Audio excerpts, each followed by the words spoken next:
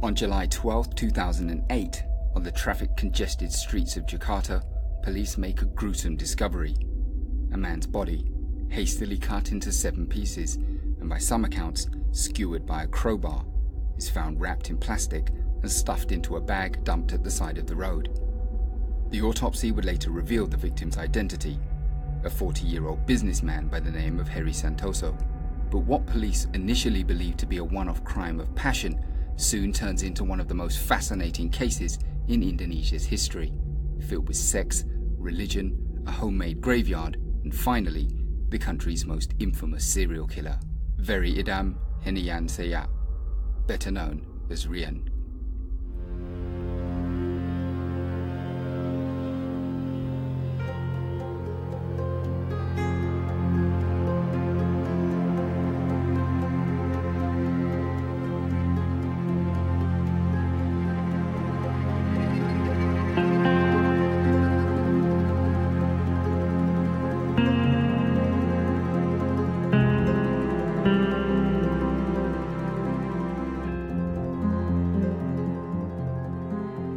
Welcome to Memories of Murder.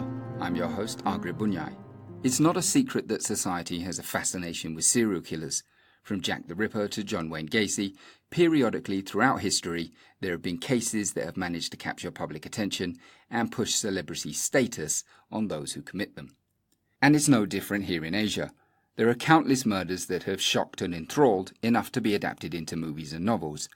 But what makes Asia a little different is the fact that in some of these countries there are no laws prohibiting convicted killers from profiting from their crimes. Such is the case in Indonesia. The serial killer known as Rian was given the moniker the Singing Serial Killer because he did just that. He released an autobiography and even a pop album, the profits of which he was allowed to keep. But most serial killers don't start out with the intention of becoming a celebrity, although many do crave attention and acknowledgement. Rian, the subject of this episode, is no different.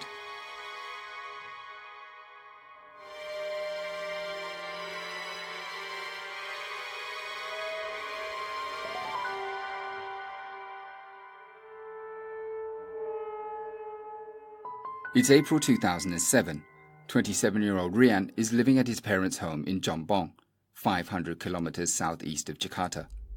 His friend, Guntur Pramono, has come to stay for the night. They talk and watch TV as young boys do, and as it gets late, Rian falls asleep. But then sometime after 1 a.m., Rian is awakened by Guntur, who needs to use the bathroom. It's dark and late, and the toilet is located outside of the main building of the home, so Rian accompanies him to the bathroom. Now, apparently, Guntur takes quite a long time in the toilet, and while he waits, Rian drifts off to sleep. When he awakes, he's struck by an uncontrollable urge to kill Guntur. He grabs a metal gardening hoe, and when Guntur finally exits the toilet, without provocation, Rian mercilessly beats him to death.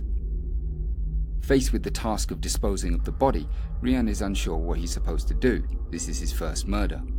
He looks to his back garden. It's a large space covered with trees and dirt, and he decides that he's going to bury the body there.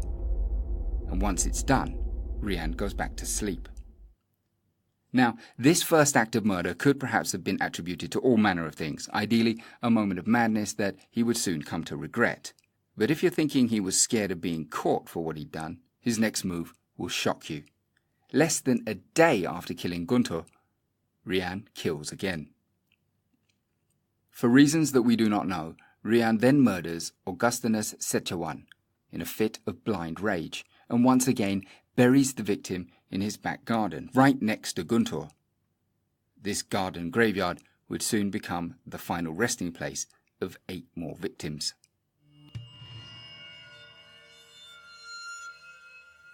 So, who was Rian? Was he a psychopath, a sociopath? To understand more about the singing serial killer, we need to look back at his youth, a childhood that was filled with conflict. Rian grew up in a small village in Jombang. It was a rural area and most of the residents survived there off of agriculture. As a boy, Rian felt that he didn't fit in and yearned for the excitement and bustle of the big city. It didn't help that Rian was homosexual. He had known from a young age that he was different from the other boys, and this had led him to suffer from mood swings and violent outbursts in his younger years. However, while Indonesia is a Muslim country, it is fairly moderate in its views. Sexuality isn't openly discussed in traditional Indonesian society, especially small villages like Jombang. Because of this, while Rian had to keep his secret to himself, he wasn't really bullied or treated badly because of his sexual orientation. But parallel to his internal conflict, Rian claims that his home life was also difficult. He maintains that his parents would carry out affairs openly and inside the house. Rian even supposedly walked in on his mother having sex with one of her lovers. And to make the situation even worse, this alleged tryst took place between his mother and a middle-aged man that his sister had been forced into marrying.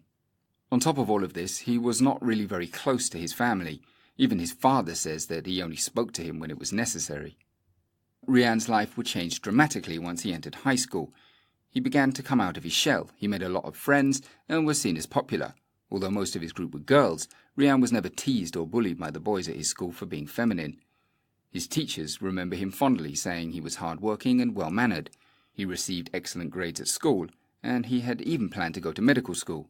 Unfortunately, because he came from a poor background, Rian was unable to afford the tuition for college, so he turned to religion. But by embracing religion, with all of its codes and rules, Rian was once again thrown into conflict. He was a homosexual man following Islam and learning to become a cleric, no less. Should his sexuality be known, it could have ruined his future. Despite this, Rian becomes increasingly religious. He's actually seen as being even more strict than most people when it came to the teachings of Islam. And because of his dedication, he soon began getting very close to his religious studies teacher. Now, whether there was any kind of romantic relationship between these two, it's impossible to say for sure. Obviously, the teacher denies it, and of course he should. A religious cleric in a homosexual relationship with a serial killer probably wouldn't look very good for him, but Rian has also kept quiet about it. Either way, they were very close, and Rian probably had some kind of feelings for this cleric, and that's why, after 7 years of studying together, when the cleric decided to marry a woman of his own choosing, Rian was furious. He confronted the cleric, they fought, and just a few months later, Rian would claim his first victim. It's impossible to say whether this was the catalyst that would lead to his murder spree, but it's likely that it had something to do with it. At some point between leaving the cleric and being caught by the police, it's claimed that Rian became a male model. There's not much evidence to support this, but if this is in fact true, what's interesting is it goes a long way into showing us Rian's state of mind.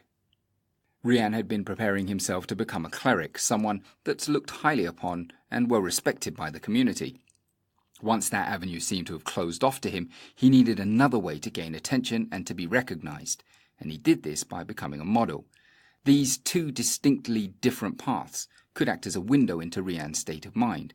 On the one hand, he's a good religious Muslim, someone that his parents can be proud of. But on the other hand, he's a sexual creature wanting to be acknowledged as handsome and attractive. The end result is the same though, he gets attention. And so, after being rejected by his teacher and to some extent by religion, Rian begins to embrace his sexuality. He becomes more open about being homosexual and begins having boyfriends. I mentioned before that Indonesia is a relatively moderate Islamic society. It's also worth mentioning that homosexuality itself is not illegal, but condemnation of homosexuality has been voiced by many religious leaders, and the traditional view is that homosexuality is a sin. These two incompatible sides of Rian's personality were most likely at odds, which resulted in frustration, which then turned to anger and ultimately murder.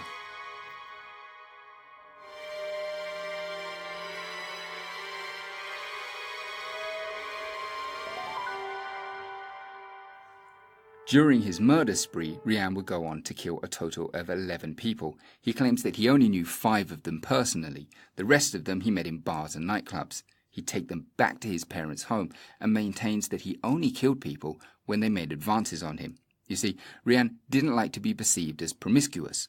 One view that Indonesian society has on gay men is that they're needy and jealous and sex-crazed. Rian didn't want to be seen like that. So when these men made a move on him, he killed them. Almost all of his victims were homosexual men. The only exception was that of Nenek Kristanti and her daughter Sylvie. This is perhaps the most shocking of his crimes. You see, the daughter Sylvie was only 3 years old. Rian and Nanik became friends when he was teaching aerobics at a local fitness centre.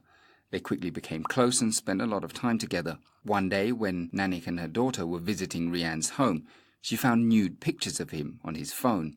Presumably, she had been attracted to him. She saw him as handsome and he came across as kind. But this shocking discovery led her to confront Rian. She starts shouting at him, saying that the rumours that he's gay must be true if he's got all these pictures on his phone, and that she would never sleep with him.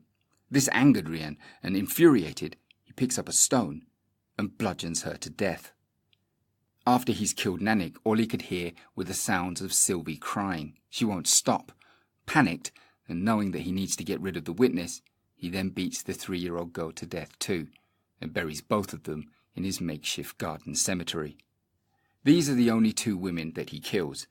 In interviews about it, Rian does look visibly shaken by their murders, claiming that he regrets what he did because he loves small children.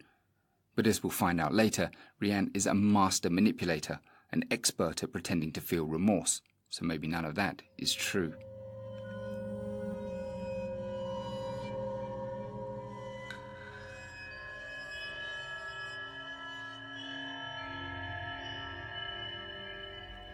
By July 2008, Rian has killed 10 people and is acting without a care in the world. He's moved out of his parents' place and is fulfilling his dream of living in the city, Jakarta.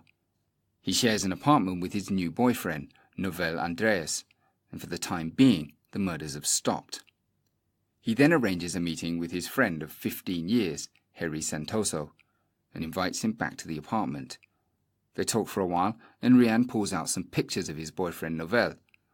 Upon seeing the pictures, Harry is aroused. He asks Rian if he can sleep with Novel. Filled with an immense sense of jealousy and betrayal that his friend would ask him such a thing, they begin to fight.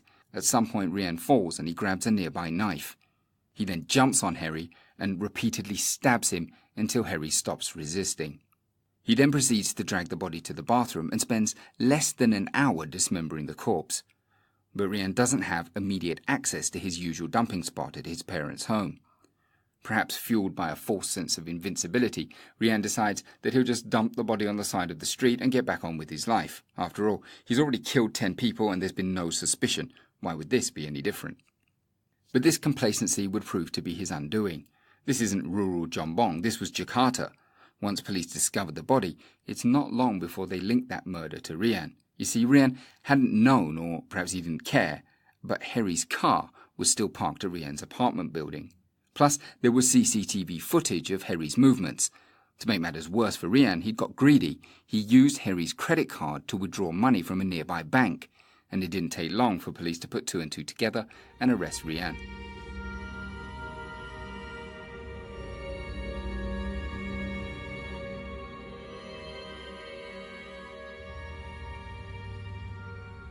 Initially, Rian doesn't deny the murder, and thinking it's a crime of passion, it looks to be an open and shut case for police. But 4 days following his arrest, Rian suggests that there may have been more victims. This may seem odd, but this is very much in line with Rian's need for acknowledgement. He wanted people to know what he'd done. He wanted that approval. In subsequent interviews, Rian claims that he was concerned that he might kill again. But I find it hard to believe that he admitted to the killings because he wanted someone to stop him. After all, he'd already been caught. Due to the confession, police make a search of Rian's family home. There they find more evidence. First, bone fragments in his bedroom, then a blood-soaked hammer, and then finally, of course, his homemade graveyard. The first search reveals 4 bodies, but soon after, the search intensifies and even locals help digging up the garden. And the search only ends once 10 bodies have been found. What began as a one-off murder of little interest soon became national headlines. Indonesia was in shock that a handsome, well-mannered, good Muslim boy could turn out to be such a monster. Most shaken of all were the locals in Jombang that had failed to notice anything amiss in their quiet little village. Not long after his capture, Rian is tried and found guilty of the murder of Harry Santoso, and he's sentenced to death. But as the judge reads out the sentence, Rian can be seen smiling. And Rian's story doesn't end there. In fact, he has since become somewhat of a celebrity, and given that he doesn't shy away from attention, we can learn a lot about the mind of the singing serial killer. Psychiatrists have diagnosed Rian with antisocial personality disorder and claimed that he's adept in mimicking emotions without actually feeling them. This is why we should have cause to doubt his displays of remorse at killing 3-year-old Sylvie. Immediately after his arrest, he reverted to the side of his personality that considered himself to be a strict Muslim. He began wearing Muslim clerical attire in order to appear more likable, more relatable. This is partly why the media was so smitten with him at first. He was an anomaly to their Islamic society. Rian then tried to appeal his death sentence. His lawyers would claim that he was suffering from insanity, but the courts threw out that appeal, the argument being that if someone kills and disposes of 11 people, they know exactly what they're doing. Since his failed appeal, Rian has changed personalities once again. He now chooses to portray himself as the victim in all of this. He insinuates that the murders were not his fault. He says things like, "They groped me, my homosexuality was used as a means to feed their lust. My victims made me feel cheap, I accidentally killed them." It's unlikely a psychopath would have these kinds of feelings, and even less likely that a remorseful killer would place the blame on his victims. He's playing a role, the victims of other people's actions. Essentially, they made him so angry that he had to act out. But this is nothing more than a fantasy made up by Rian for his own needs. After all, how could the same scenario happen 11 times? But there is something more sinister, more manipulative to Rian. When Rian was arrested, so was his boyfriend Novell. In the end, Novell was sentenced to just 10 months, and that was for his involvement in spending the money that was stolen from Harry Sentoso. Rian claims he still loves Novell and is happy that he's free, but in interviews he states that he's happy that the police believed him that Novell wasn't involved. Believed him, so he could have been there. Regardless of what the truth is, it seems obvious to me that Rian is toying with us here. He doesn't care about Novell, and if he did, why would he let on that Novell could possibly know more than he's letting on? Finally, let's look at the Rian that seeks attention. From Muslim cleric to male model, he's always craved the limelight, and once he was caught for murder, he had the perfect stage to shine, and he shined quite brightly. After the media attention had died down, and the other inmates had gotten used to being locked up with a celebrity, Rian wrote an autobiography. It's called Confessions, The Untold Story of Rian. And in the book, he talks about why he did the murders, how he did the murders, but just to add a little shock value, he also includes hand-drawn maps of where he buried his victims. Then, in another twist, Rian reportedly married while he was in prison, and to a female inmate that he met while he was in custody. He claims that it was to make his mother happy, to fulfill her dream of having her son marry a woman, but the attention it brought was certainly not unwanted. After the book was released, Rian got started on a pop music album cheekily entitled My Last Performance. Although it's unclear how well the album did commercially, what's interesting about these projects is that Rian was allowed to keep all of the profits, essentially meaning that he profited from his murders. That money did, however, go to his mother. Today, his parents seem to have forgiven him for what he did, or at least they believe that he's mentally ill, although what parent wouldn't want to believe that when the alternative is that your child is evil? As of 2018, Rian is currently waiting execution at Kasambi Penitentiary in Cirebon. He's also planning on appealing for a presidential pardon.